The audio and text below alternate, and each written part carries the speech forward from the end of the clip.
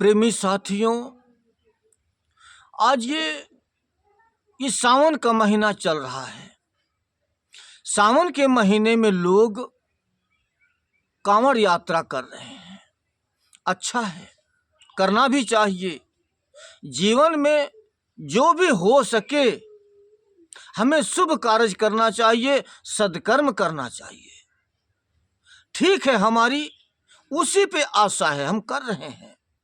ठीक है, करते रहें, मगर हमें असल नकल की पहचान भी साथ साथ करनी है। हमारा मानवता क्या बनता है, मानवता को भी कायम करके रखना है। ना कि उस कांवड़ ढोने के बावजूद हम लोगों को गाड़ियां तोड़ना शुरू कर दें, लोगों को मारना पीटना शुरू कर दें। इतना अभी वीडियो आता है कि पुलिस भी कांवड़ियों को कंट्रोल नहीं कर पाती है। इतना कांवड़िए लोग अगर गंगा जल लेके क्या आ रहे हैं, कितना उपद्रव क्यों करते हैं भाई। अगर हम कोई धर्म काज कर रहे हैं और धर्म काज के पीछे मारना पीटना, प्रताड़ित करना, लूटना पाटना, दंडनीय करना, क्या ये मानवता है या क्या ये धर्म कहता है कि कोई धर्म का काम करें उसके पीछे लोगों को हम प्रताड़ित करें, अनेक तरह के ताशना दें, अनेक तरह से उपद्रव करें? ये मानवता नहीं कहता, ये धर्म नहीं कहता। किसी वेद शास्त्र में ऐसा नहीं लिखा है कि धर्म के पीछे, धर्म के आड़ में कुकर्म करें। ये बात सही नहीं।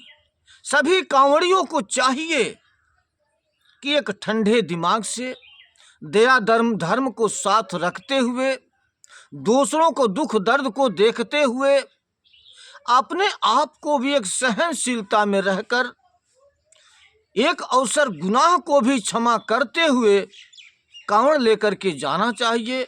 और अपनी जो मन की जो श्रद्धा है उस श्रद्धा के अनुसार जाकर के जल चढ़ाना चाहिए। एक सीख और बहुत बड़ी है। जैसे भी वीडियो आता है कि कोई व्यक्ति, एक पैर का व्यक्ति जो बैसाखी का सहारा लेकर के चलता है, लेकिन कांवड़ उसने उठाया 1 कुंटल 31 किलो का, इतना वजन का कांवड़ वो लेकर के जाने का काम कर रहा है।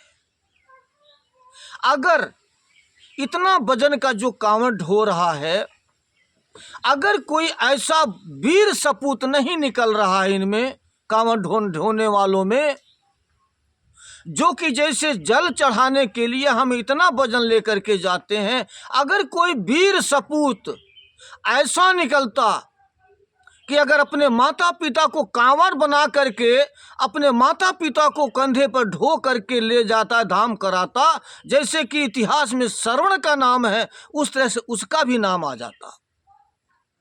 हो सकता है कि उस परमात्मा के दरबार में उसको स्वीकार कर लिया जाता और वो मोक्ष गति को प्राप्त हो जाता।